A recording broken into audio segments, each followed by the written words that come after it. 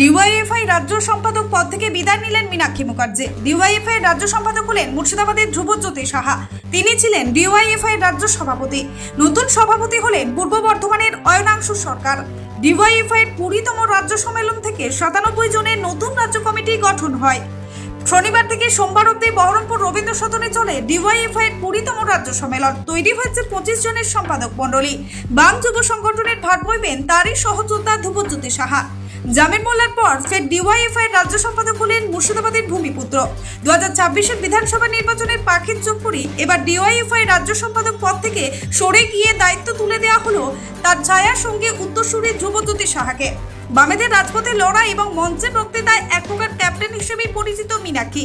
একাধিক গণ আন্দোলনে তিনি ছিলেন সিপিএম এর আউটফেস। এবার তিনি ডিওয়াইএফআই থেকে বিদায় নিয়ে বেছে নেওয়া হলো ধ্রুবজ্যোতিকেই। মুর্শিদাবাদ জেলার খড়গ্রামের যুবক ধ্রুবজ্যোতি সাহা, তার পিতা প্রয়াত মানব সাহা বিধায়ক ছিলেন বাম জামানায়। খড়গ্রামের যুবক দীর্ঘদিন ধরে বাম ছাত্র রাজনীতির সঙ্গে যুক্ত। বর্তমানে মীনাক্ষী মুখোপাধ্যায়ের ছায়া সঙ্গী হিসেবে পরিচিত পান রাজ্যে। ফলে তারই উপরেই ভরসা রাখলো বামেরা। ডিওয়াইএফআই আমরা কেউ একা সামলাইনি। প্রায় 32 লক্ষের আমাদের সদস্য সংখ্যা, সাধারণ সদস্য। আমাদের 4000 ইউনিট কমিটি, তার সদস্য সংখ্যা 670টা লোকাল কমিটি, 22টা জেলা কমিটি, আমাদের রাজ্য কমিটি। আমরা সামলাইনি কিছু। আমরা পশ্চিমবঙ্গের বেকার ছেলে মেয়েদের যারা স্থায়ী কাজের অভাবে প্রতিদিন পশ্চিমবঙ্গের দুর্নীতিগ্রস্ত এবং রাঙ্গারাজ এবং দুষ্কৃতী রাজের কাছে প্রতিদিন শিকার হচ্ছেন, তাদের যা দাবি, তাদের বেঁচে থাকার যা দাবি, তাদের সমাজ পরিবর্তনের যা দাবি, সেই লক্ষ্যে ডিওয়াইএফআই নেতৃত্ব দিয়েছে একসাথে ঐক্যবদ্ধভাবে। আজকে কালীগঞ্জে একটা উপনির্বাচন হয়েছে, সেই ফলাফল নিয়ে কি বলবেন? আমরা 21শে জুন সমাবেশ মঞ্চে এই কথাই বলেছিলাম, পশ্চিমবঙ্গে গুন্ডারাজ চলছে। সংসদীয় রাজনীতিতে কোনো রাজনৈতিক দল জিতবে, কোনো রাজনৈতিক দল হারবে। তাই বলে তার বিজয় উল্লাসে একটি 10 বছরের মেয়ের প্রাণ কেড়ে নেবে, এটা গুন্ডারাজেরই কথা। আমরা ডিওয়াইএফআই পশ্চিমবঙ্গ রাজ্য কমিটির 20তম রাজ্য সম্মেলনের প্রকাশ্য সমাবেশ থেকে খোলা মাঠে রাস্তায় আমরা এই দাবি করেছিলাম, এই স্লোগানই দিয়েছি, পশ্চিমবঙ্গে গুন্ডারাজ খতম করার জন্য ডিওয়াইএফআই প্রতি বুথে এই লড়াই লড়বে। 20তম সম্মেলন আমরা কিছুক্ষণ আগেই শেষ করেছি। এই সম্মেলনে আমাদের মূল কথা ছিল যে স্থায়ী কাজ দিতে হবে। কারণ গোটা পশ্চিম বাংলায় নতুন কোনো শিল্প নেই, কলকারখানা নেই।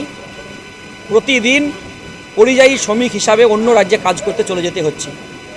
তাই স্থায়ী কাজ চাই, বিভাজন নয়। এবং সমাজতন্ত্রের লক্ষ্যে আমরা জিতব, আমরা এগিয়ে যাব, এই লক্ষ্য নিয়ে আমরা এগোচ্ছি। একদিকে সাম্রাজ্যবাদী শক্তি, সাম্প্রদায়িক শক্তি যেভাবে মাথাচাড়া দিচ্ছে, সেই জায়গায় দাঁড়িয়ে গোটা ভারতবর্ষের মাটিতে বেকার যুবক যৌবন ভয়ঙ্কর বিপদের মুখে দাঁড়িয়ে আছে। এই সময়ে দাঁড়িয়ে একদিকে দুর্নীতি, একদিকে গোটা পশ্চিমবাংলার অভ্যন্তরে আপনারা লক্ষ্য করছেন যে শুধু দুর্নীতি নয়, একদিকে যেমন দুর্নীতি শুরু হয়েছে, অন্যদিকে বেকাররা কাজ পাচ্ছে না, কৃষক ফসলের দাম পাচ্ছে না, শ্রমিক ক্ষেতমজুররা তাদের গতরের দাম পাচ্ছে না। এই গতরের দাম চাই। পশ্চিমবাংলা যারা অশান্ত করতে চাইছে, গোটা পশ্চিমবাংলাকে যারা অরাজনীতি করতে চাইছে, গোটা পশ্চিমবাংলায় যারা গণতন্ত্রকে ধ্বংস করতে চাইছে, আমরা ডিওয়াইএফআই এই সম্মেলন থেকে শপথ গ্রহণ করেছি, 1 ইঞ্চি জমি ছেড়ে দেব না। যতক্ষণ পর্যন্ত পশ্চিমবাংলার মাটিতে একদিকে বেকার যুবকদের কাজ, অন্যদিকে গণতন্ত্র প্রতিষ্ঠা আর সাম্রাজ্যবাদী শক্তির বিরুদ্ধে প্রতিদিনের লড়াইকে আরও তীব্র করার শপথ গ্রহণ করেছি আমরা এই ডিওয়াইএফআইয়ের 20তম রাজ্য সম্মেলন থেকে।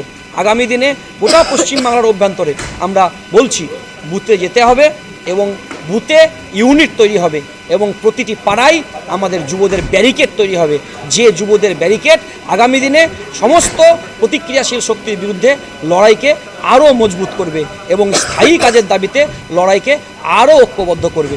এই কয়েকটি কথা আমাদের ছিল এবং আগামী দিনের গোটা পশ্চিমবাংলার মাটিতে বৃহত্তর লড়াই আন্দোলনের কথা আমরা নামব, পশ্চিমবাংলায় গণতন্ত্র রক্ষা এবং কাজের দাবি নিয়ে। দায়িত্ব অর্থাৎ আমাদের সংগঠনে নির্দিষ্ট সময়ের পর এক একজনকে পরিবর্তন হয় নেতৃত্ব, তাদেরকে দায়িত্বভার গ্রহণ করতে হয়। আমাদের সংগঠনে পদ বলে কিছু হয় না, সবটাই দায়িত্ব। আজকে আমি আছি, কালকে আরেকজন আসবেন, তিনি সেই দায়িত্বভার গ্রহণ করবেন। আসলে ব্যক্তি হিসেবে নয়, গোটা আমরা একটা কমিটি, গোটা টিম হিসেবে কাজ করব। সবাই টিমের মতামতের ভিত্তিতেই আমাদের সংগঠন পরিচালিত হয়, কোনো ব্যক্তি মতামতের ভিত্তিতে আমাদের সংগঠন কখনো পরিচালিত হয় না।